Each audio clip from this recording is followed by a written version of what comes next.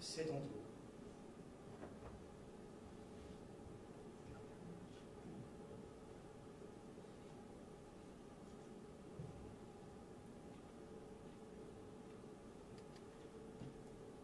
Bonjour messieurs, dames. Moi je présente un peu les perspectives du marché suisse romande dans un contexte plus global avec l'Europe et le monde entier, mais très brièvement. Je vous montre en introduction un slide qu'on utilise beaucoup pour montrer un peu le contexte de l'immobilier dans le monde d'investissement.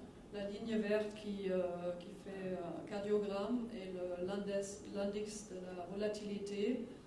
Et en noir, on a des taux de rendement de la ville de Zurich qui sont aussi comparables à Genève, qui montrent un peu que ça suit les tendances. S'il y a de l'incertitude, ça a un impact sur l'immobilier. Comment se porte le marché? En général, on peut dire que le marché en Suisse est très stable, une forte stabilité, comme la Suisse en général. Il y a une demande qui est forte parce que c'est un marché qui est contraire aux risques qui se présentent dans le monde des actions. L'immobilier de bureau est très demandé par des investisseurs institutionnels parce que ça rapporte la stabilité et les rendements à long terme.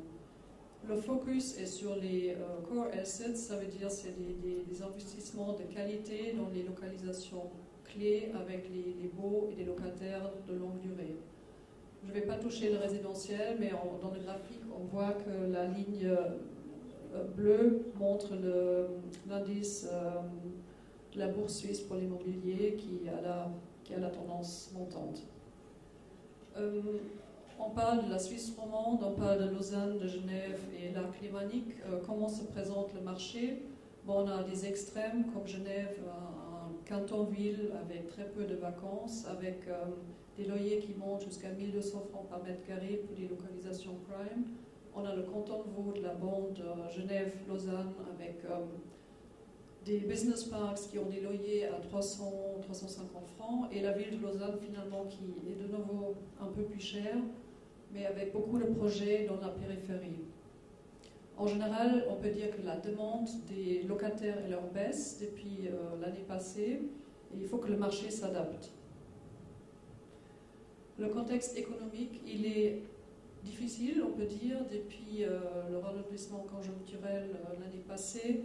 La Suisse n'est pas épargnée, mais par ses liens d'exportation, des banques, etc., vraiment au cœur de ce ralentissement. Le secteur financier et bancaire représente 20% de l'emploi en Suisse, c'est considérable. À Genève, on voit ça tous les jours. Hier, il y avait encore une annonce de licenciement chez HSBC. C'est des grandes banques qui se restructurent. Mais en Suisse, les fondamentaux sont stables, qui résistent. Bon, il faut voir jusqu'où la Suisse peut tenir. Il n'y a pas le surendettement qu'on voit dans les pays européens. Et la consommation, elle est soutenue, un peu ralentie, mais quand même positive. Demande de surface, on a déjà dit depuis août dernier, il y a un ralentissement. Il y a plus de surface qui vient sur le marché, donc quand on vaut, il y a beaucoup de projets qui sont dans le pipeline, qui attendent les locataires, qui sont en construction sans locataires. Ça va avoir un impact sur le marché. L'ampleur, la longueur de cette contraction, on ne peut pas vraiment l'estimer parce que ça dépend de nouveau beaucoup des facteurs extérieurs à la Suisse et ce qui se passe dans les sociétés globales. On a vu un ralentissement également dans les relocalisations vers la Suisse, lié au franc fort qui ralentit un peu les sociétés qui sont plutôt en dollars et en euros. Mais on pense qu'avec les changements en Europe, avec les élections, ça peut changer de nouveau et la Suisse peut devenir de nouveau attractive.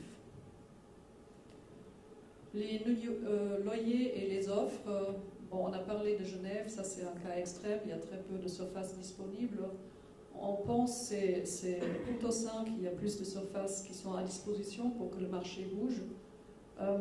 Construction, il y a pas beaucoup de potentiel de développement. Bon, on ne parle pas de l'après Acacia parce que ça c'est très long terme.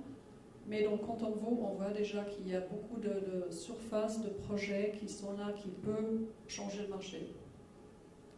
Les entreprises en général, les utilisateurs des immeubles sont dans une phase de rétraction, ils font des économies, ils font des optimisations, ils font des stratégies de regroupement, ça va avoir un impact sur la Suisse romande et la Suisse en général.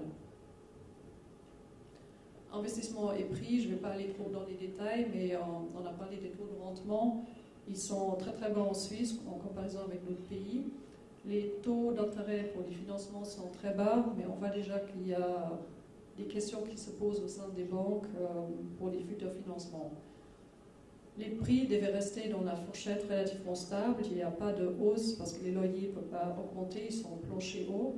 Il y a juste l'indexation qui peut donner un peu plus. La performance de l'immobilier en général, par l'IPD, est évaluée à 6%, c'est les données de 2010, mais il y a une stabilité, ça ne va pas être très différent pour l'année 2011. Pour conclure, l'économie suisse et le marché immobilier suisse est dans un contexte européen et global. On voit les graphiques qui montrent le produit intérieur, l'emploi, etc. On voit qu'il y a une baisse qui est attendue pour 2012, premier semestre 2012. Après, bon, c'est des projections, on pense que ça va monter de nouveau.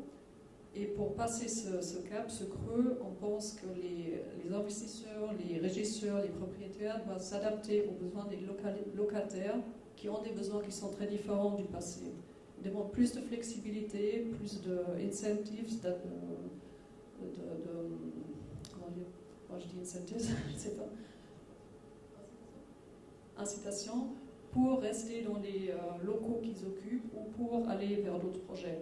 Je pense que c'est très important qu'on se rende compte qu'on est dans un contexte global avec les sociétés, des multinationales qui décident à New York ce qu'ils vont faire en Suisse. Et on ne peut pas dire le marché est comme ça, il était comme ça, mais il doit changer. Et ça, c'est un thème qu'on va discuter aussi après dans la discussion avec les autres intervenants.